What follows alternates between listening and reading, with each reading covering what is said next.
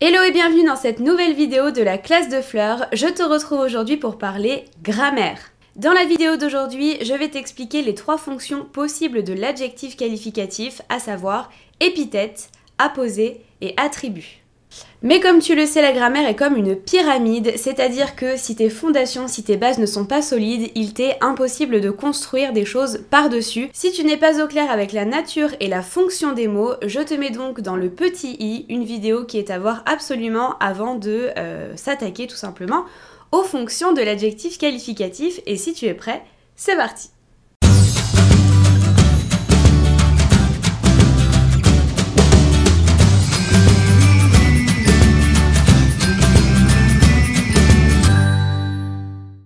Tout d'abord, quelques rappels sur l'adjectif qualificatif.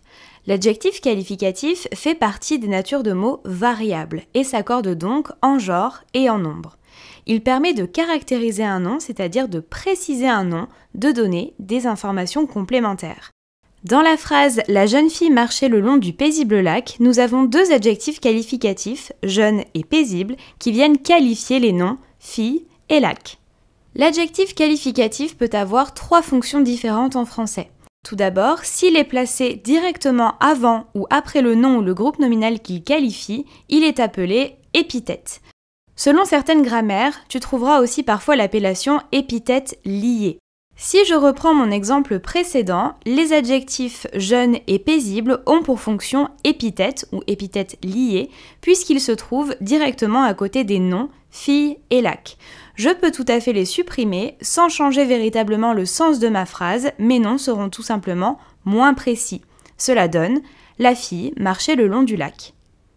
Si l'adjectif qualificatif est séparé du nom qu'il qualifie par une virgule, on dit qu'il est apposé. La fonction apposition est également appelée épithète détachée dans certaines grammaires. Voici un exemple. Heureuse, la jeune fille marchait le long du paisible lac. Ici, l'adjectif qualificatif heureuse est séparé du nom fille par une virgule. Et comme dans l'exemple précédent, cet adjectif n'est pas indispensable, je peux tout à fait m'en passer. Lorsque l'adjectif qualificatif est relié au nom ou au groupe nominal par un verbe attributif, il appartient au groupe verbal et ne peut être supprimé. Sa fonction est alors attribut.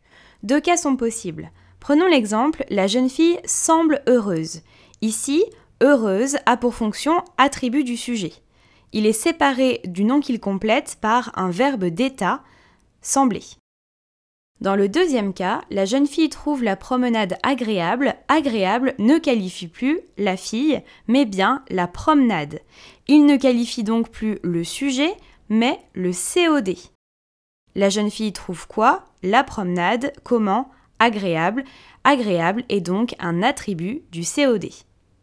J'imagine que cette dernière notion peut te sembler difficile. Si c'est le cas, ne t'inquiète pas, je t'invite à mettre pause à la vidéo et à te faire une petite fiche de révision.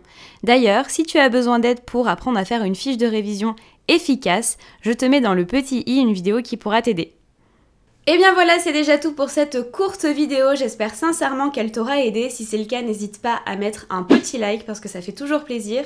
Si tu veux revoir d'autres notions de grammaire, je te mets également dans le petit i la playlist dédiée. D'ailleurs, toutes les vidéos de la chaîne sont organisées selon des playlists, grammaire, conjugaison, méthodologie, etc. Donc n'hésite pas à aller voir si tu as besoin de quelque chose. Et puis si ça n'est pas encore fait, je t'invite à t'abonner à la chaîne pour ne manquer aucune des prochaines publications. Et jusqu'à la prochaine, je te dis à très vite.